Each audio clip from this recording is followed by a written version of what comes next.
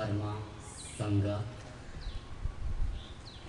नमो बुद्धि श्रवण गुरु संगाय नमो मैत्री सर्वधर्म संगाय सत्य धर्म अनुसरण गर्दै विशुद्ध मार्गको खोजमा विश्व शान्ति मैत्रीय पूजामा एकीकृत सम्पूर्ण धर्मप्रेमी अनुयायीहरूलाई मैत्री मङ्गल गर्दै समस्त जगतवासीहरूको दुःख र सन्तापबाट उन्मुक्त गराउन गुरुमार्ग रूपले मैत्रीय मिति तदा अनुरूप 35,000 वर्ष अगाडि अवतरण भएको बोधि श्रवण धम्मसङ्घलाई प्राण प्रतिष्ठान गर्दै विश्वलाई युगौँपछि शाश्वत धर्मको सन्देश दिइरहेको छु।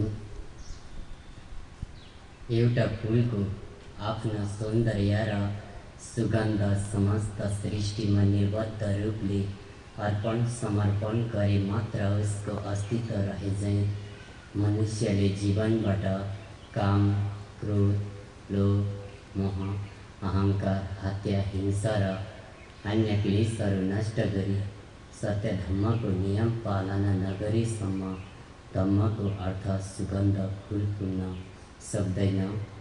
2062 साल ज्येष्ठ 2 गतेदेखि 2068 साल ज्येष्ठ 2 गतेसम्म धम्मको कठोर अभ्यास र आसनहरू गरिरहँदा सत्य मुक्ति मोक्षको मार्ग बनेर संसारको निमित्त आत्मसात गर्दै रातिभर चित्तलाई विचलित नगरी पूर्ण निष्ठाको साथ मैत्री ध्यानमा समाधिष्ट हुँदा अवतारित भएको गुरुमार्ग हो बोधि श्रवण धम्मसङ्घ। बोधि श्रवण अर्थात् सत्य तथा गुरु तत्त्वको बोध हुनु हो, अस्तित्विक तत्त्वको पहिचान हुनु हो वा सर्वज्ञानले युक्त हुनु हो तथा धर्मसङ्घ शब्दले लोकतर्क सर्वगुरुहरूलाई सम्बोधन गर्दछ। बोधि श्रवण धम्मसङ्घ अर्थात् समस्त गुरुहरूले बोधि मार्ग गुरुमार्गबाट बोध गर्नुभएको वा ज्ञान प्राप्त भएको हुनाले बोधि श्रवण धम्मसङ्घ नामकरण गर्नुभएको हो। यस गुरुमार्गको लक्ष्य संसारको असंख्य प्राणीहरूको दुःखबाट मुक्त गराई अनन्तकालसम्म सत्य धर्म मुक्ति मोक्षको मार्गहरू प्रतिपादन गराई लोकमा मैत्री भाव फैलाउनु हो। श्रद्धा, विश्वास र आस्थाको मार्गमा शरीर वचन आत्मालाई शुद्धि गरी शिरको पालना गर्नाले मनुष्य जीवनमा अमनुष्य दिव्य राति प्राप्त हुनेछ।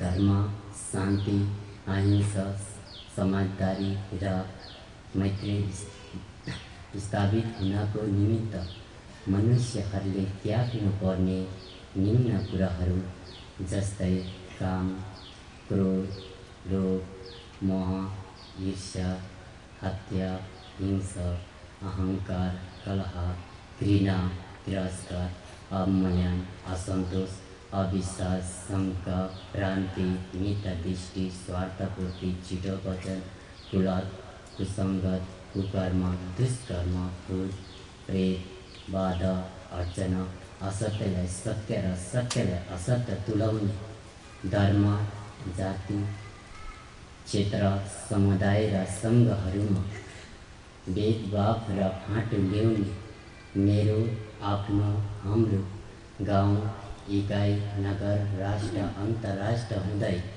विश्वभरि नै भ्रान्ति फैलाएर भ्रमको खेती गर्ने, धर्म, अध्यात्म, अध्ययन, दर्शन, ज्ञानको नाममा हत्या, हिंसा, कुकर्म, दुष्कर्म र अशान्तिलाई अंगीकार गरी मानव सभ्यताभित्र अस्तित्वमै नभएको भ्रमको जन्जाल, भेदभाव तथा मतभेदको पर्खाल खडा गर्ने आडम्बरी ज्ञानहरू हुन्।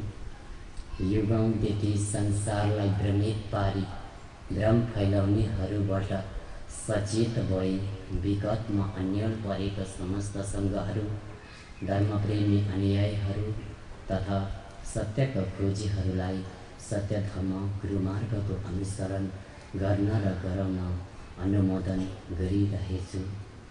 सत्यधर्म गुरुमार्गको अनुसरण गरी सत्कर्म गरेमा आफ्नो पूर्वको कर्म अनुरूप आइपर्ने मारहरू अपाङ्ग, लाटो, बहेरो, अन्धो जस्तो जन्मजात वा जन्म पश्चात आफू वा आफ्नो सन्ततिहरूमा आउन सक्ने दुष्परिणामलाई सत्यमा रही सत्यको प्रतापले नष्ट गर्न सकिन्छ।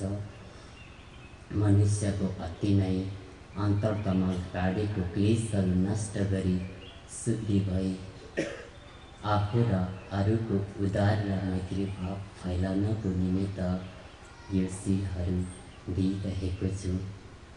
1. नाम, वर्ण, वर्ग, आस्था, समुदाय, शक्ति, पद, योग्यता आदिको आधारमा भेदभाव कहिले नगर्नु तथा भौतिक आध्यात्मिक भन्ने मतभेदहरू त्याग्नु। 2. शाश्वत धर्म, मार्ग र गुरुको पहिचान गरी सर्वधर्म र आस्थाको सम्मान गर्नु। 3. असत्य, आरोप प्रत्यारोप, अवमूल्यन तथा अस्तित्वविहीन वचन गरेर भ्रम फैलाउनु त्याग्नु। 4. भेदभाव तथा मतभेदको सीमाङ्कन गर्ने दर्शन वा बाटोलाई त्यागी सत्यमार्ग अपनाउनु। 5. जीवन रहन्जेल सत्य गुरुमार्गको अनुसरण गर्दै पाप कर्महरू त्यागी गुरु तत्त्वको समागममा सदा लीन रहनु। 6. आफूले प्राप्ति नगरेको तत्त्वलाई शब्द जलको व्याख्याले सिद्ध गर्न नखोज्नु तथा भ्रममा रहेर अरूलाई भ्रमित नपार्नु। 7. प्राणी हत्या, हिंसा जस्ता दानवीय आचरण त्यागी सम्यक आहार गर्नु। 8. राष्ट्रिय पहिचानको आधारमा मानिस वा राष्ट्रप्रति सङ्कीर्ण सोच नराख्नु। 9. सत्य गुरुमार्गको अनुसरण गर्दै आफू लगायत विश्वलाई लाभान्वित गर्ने कर्म गर्नु। 10. सत्यलाई उपलब्ध भई गुरुमार्ग रूप लिई समस्त जगत प्राणीको निम्ति तत्त्व प्राप्ति गर्नु। 11. चित्तको उच्चतम र गहनतम अवस्थामा रहेर अनेकौँ शीलहरूको आत्मबोध गरी सम्पूर्ण बन्धनबाट मुक्त हुनु। यो शीलहरू सबै सङ्घहरूले आत्मसात गरी अभ्यास गर्दै आफू लगायत समस्त जगत प्राणीको उद्धार गरू। यो शील भनेको बन्धनमा बाँध्ने नभएर बाँधिएको समस्त बन्धनहरूबाट मुक्त गराउने मार्ग हो भनी साराले बोध गरून्। जो कोहीले सही ढङ्ग, सत्य, आस्था, श्रद्धा र विश्वासले गुरुमार्गको अनुसरण गर्नेछ उसले क्रमशः आफ्नो प्रकृति र लोकोत्तरको रहस्य बोध गर्दै सर्वज्ञानले युक्त भई अपूर्व आनन्द र मैत्री भावमा जीवनचर्या गर्नेछ। मनुष्यले तत्त्व प्राप्तिको निमित्त सम्यक जीवन जिउन पर्दछ।